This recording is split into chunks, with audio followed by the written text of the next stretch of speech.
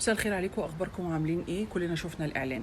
خليني اقول لك على حاجه بعض الناس مش منتبهه ليها. دلوقتي في شركه راعيه عايزه تعمل اعلان للنادي اللي هي بترعاه. المفروض ان هي هتروح تاخد اللعيبه من قلب النادي كده وتمشي تعمل اعلان، ولا بيتم موافقه النادي اللي هي هتعمله الاعلان ده؟ طبعا لازم يتم موافقه كتابيه كمان، عشان ما يرجعوش يقولوا بعد كده ان احنا ما اصلا كنت شغاله في شركه دعايه واعلان. فمعلش خليني ازيدك شويه من خبراتي. فالطبيعي ان هم هيكونوا موافقين، اللي هو مين؟ اللي هو النادي الاهلي. طيب لما انت تبقى راعي، اذا النادي الاهلي يملك الحق ان هو يحذف جزء من الاعلان او يزود جزء من الاعلان. وارد جدا يكون في البند من الاتفاق ان هم يكونوا ليهم الاحقيه ان هم يزودوا جزء من الاعلان او يحطوا فكره او يحذفوا فكره مش جايه على هواهم. مثلا فكره هنحس شويه ان هي بتعمل تعصب، نملك القدره على ان احنا نقول لا، نجيب لنفسنا الكلام ليه ونزيد التعصب ليه ونزيد الاحتقان ليه في عز ما في احتقان اوريدي لسه بسبب النقط.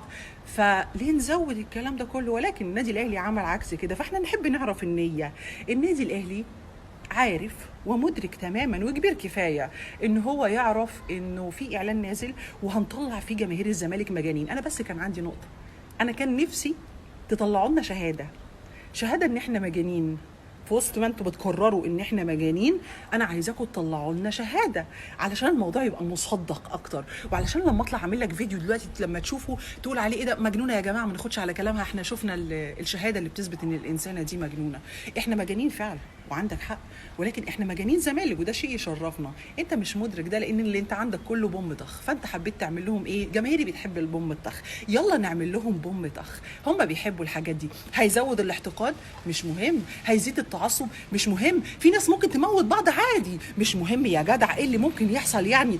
اللي حصل ان لو انت هتركز في بعض الكومنتات بين الصحاب، مش بين ناس غريبه، بين الصحاب، بقوا بيشتموا بعض في الكومنتات بسبب اعلانك، بقوا بيهينوا بعض بالام والاب بسبب اعلانك، بقوا ممكن الموضوع يتطور لاكتر من كده بسبب اعلانك. فانت مش ما تقوليش انا مش مدرك ان ده ممكن يحصل، ان انت عارف كويس قوي انت بتعمل ايه. مش انت جامد؟ الجامد بيبقى عارف هو بيعمل ايه.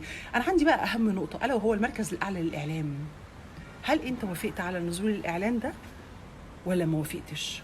نحب نعرف، علشان اللي بيحصل ده اسمه هرتلة، وعدى أقصى مراحل التعصب وعدى أقصى مراحل الاحتقان. وبقت أنا حاسة كده من بعيد إن انتوا عايزينها ولعة في عز ما في مشاكل، والمفروض إن الشعب كله يتحد.